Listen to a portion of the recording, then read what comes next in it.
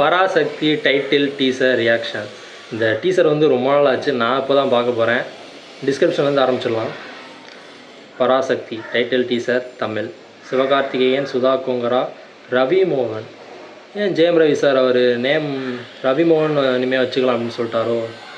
GV Prakash, Atharvaa. Sudha Kongara தெரியும் உங்களுக்கு, வேறு லெவலாக பண்ணுவாங்க. இறுதி சுற்று, சூரரை போட்டுலாம் பார்த்துருப்போம். பாவக்கதைகள், அந்த தங்கம் எபிசோடு அது பார்த்துருப்பீங்க. வேறு எதுவும் பண்ணியிருக்காங்களா என்னென்னு சத்தியமாக தெரில எனக்கு. ஜிவி பிரகாஷ் பக்காவாக இருக்கும் மியூசிக்லாம். Ravi K Chandran DOP, okay. Stunt supreme Sundar, producer by Akash Baskaran, production house Dawn Pictures, okay. போயிடலாமா? ஓப்பனிங் ஷாட்டே வேறு லெவலாக இருக்குது. அந்த ரேஸ் பாருங்களேன், காட் ரேஸ்ன்னு சொல்லுவாங்க. ஸ்டூடெண்ட்ஸ் டு நாட் டச், போர்டை தொடாதீங்க அப்படின்னா. கிராமஃபோனில் பாட்டு போடுறது. பச்சைப்பன் காலேஜ் தானே. பேக் ஷாட் வேறு லெவலாக இருக்குது. Once upon time in Madras. இது யார்? அதர்வா மாதிரி இருக்கார் பார்க்க, பின்னாடி இருந்து பார்க்க. ஹாக்கி ஸ்டிக் எடுத்துகிட்டு போகிறாரு. ரிவால்வர். கண்டிப்பாக அது ஜெயம் ரவி மோகனாக தான் இருப்பார். அதர்வா முன்னாடி பாருங்களேன், மஞ்சள் வீரன் அந்த டேரக்டர் மாதிரி இருக்கார் ஒருத்தர். ஸ்டூடெண்ட்ஸ் ஏதோ பிரச்சனைன்னு நினைக்கிறேன், பார்க்கும்போது அப்படி தான் தெரியுது. ஏதோ கலவரம் பண்ணிட்டு இவர் ஏதோ கலவரம் பண்ணிட்டு வராரோ. ஸ்ரீலீலா இவங்களும் இருக்காங்களோ. இவங்க ஸ்டாரிங்கில் இவங்கள மிஸ் பண்ணிட்டேன் நான். இவங்க வேற லெவலாக டான்ஸ் பண்ணுவாங்க.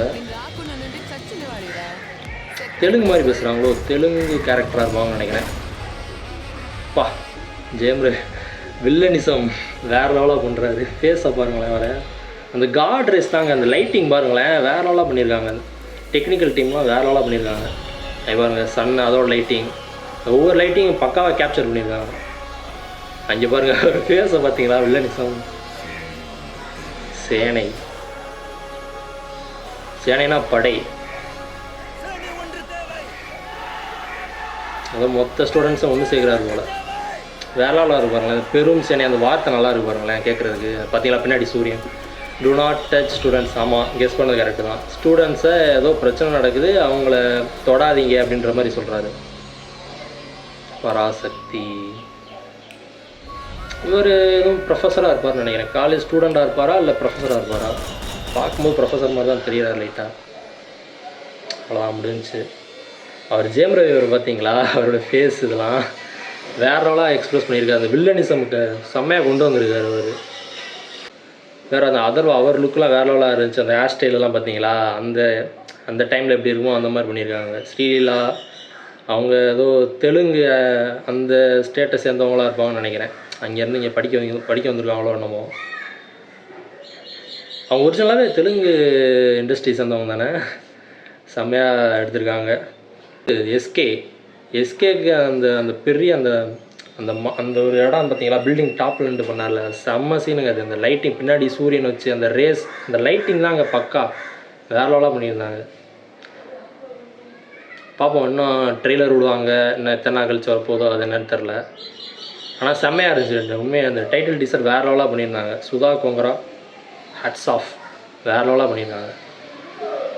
அந்த ஜெயம் ரவி அந்த ஒரு ஷாட்டில் பார்த்தீங்களா, ஜெயம் ரவி சார் காமிக்கும் போது அந்த மாஸ்க்கு, எஸ்கேவோட மாஸ்க் அப்படி அவர் போஸ்டர் மாதிரி நீ எங்கேயாச்சும் ஷூட் பண்ணிட்டு இருந்தார்ல, அந்த இதில் பார்த்தீங்கன்னா அவர் மாஸ்க் இழுத்து ரொம்ப ஒருவேளை கண்ணு மட்டும்தான் பார்த்துருப்பாரோ என்னமோ.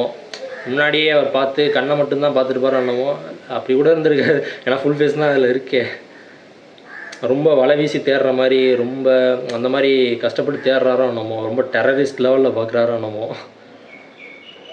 நல்லா வில்லனிசம் செம்மையாக கேரி பண்ணியிருந்தார். அவர் ஃபேஸ்லேயே நல்லா தெரிஞ்சிச்சு. ஏதோ உண்மை கதை அந்த மாதிரி தான் நினைக்கிறேன். பார்க்கும்போது once upon time in Madras அப்படிலாம் போட்டிருக்காங்க. பச்சைப்பன் காலேஜ் அந்த மாதிரி தான், பச்சைப்பன் தான் போட்டிருந்துச்சுன்னு நினைக்கிறேன். அது ஒரிஜினல் காலேஜில் எடுத்திருக்காங்களா இல்லை வேறு காலேஜ் வந்து செட்டு போட்டிருக்காங்களா என்னதெல்லாம் நான் ஏதோ ஒரிஜினல் உண்மை சம்பவம் அந்த மாதிரி தான் நினைக்கிறேன். அந்த மாதிரி தான் ஏதோ நடந்திருக்கு. அதை வச்சு இவங்க சுதா கோங்கரா ஸ்க்ரீன் ப்ளே பண்ணி டெவலப் பண்ணி எடுத்திருக்காங்கன்னு தான் நினைக்கிறேன். ஸ்டூடெண்ட்ஸ்க்கு ஏதோ பிரச்சனைன்னு. சரி பார்க்கலாம் எப்படி இருக்குன்னு. ட்ரெய்லர் வரட்டும், இன்னொரு வீடியோ போடலாம்.